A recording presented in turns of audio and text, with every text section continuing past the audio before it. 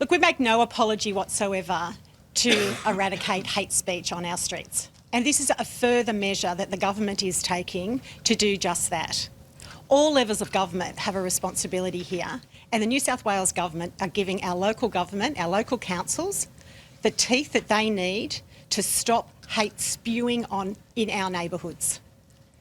This will give them the capacity to be able to close down places that are not, that have not been approved as a place of worship and are being used for that purpose, but actually are approved for another reason, to be closed down and to stop that hate preaching that we know is going on in our community. We've made it very clear that right across our community, wherever you are, we will not accept this type of hatred, this type of rhetoric that is spewing hate in our neighbourhoods. We want to make sure that we give our councils every bit of ammunition they need, all the tools they need in the toolbox to ensure that they can stop this practice from going on in our community. Just on another matter, if you don't mind, I just want to address the retirement of Peter Thurtell. Deputy Commissioner Thurtell joined the New South Wales Police Force in 1985.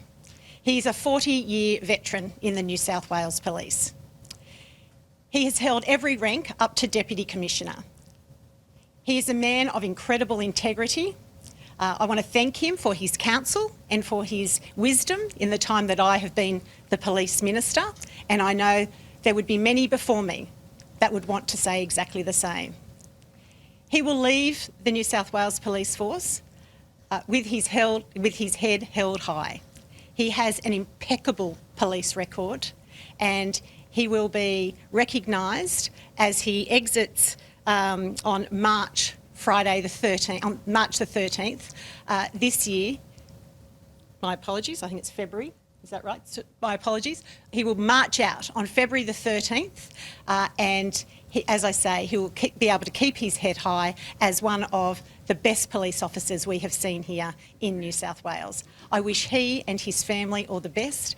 His family have sacrificed an enormous amount over that 40-year career, and I know that they'll be pleased to have their husband, their father, their grandfather and their mate available to them whenever they need him. Thank you.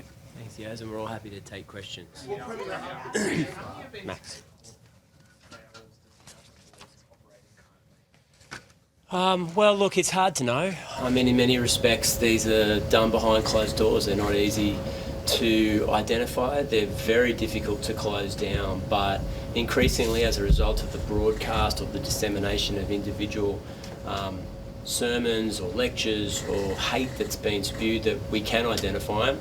I don't think the rules or the laws have been fit for purpose to confront them in our communities. And in some cases that needs to be direct hate speech laws in the Parliament that mean that you've breached it. And I know that the federal government is taking steps in relation to this, all the way down to novel but important changes for a local council to confront it in our local community. At the end of the day, these planning laws and regulations either mean something or they don't. Either you can have a prayer hall here or you can't. And I'm just sick of a situation where we can't even close down an illegally operating prayer hall where you should be seeking approval, as does every other business, organisation, corporation, everything from the Boy Scouts to a dump to a garbage disposal unit has to go through the local councils. We're expecting the same things to apply for these centres. What would the police play in shutting them down?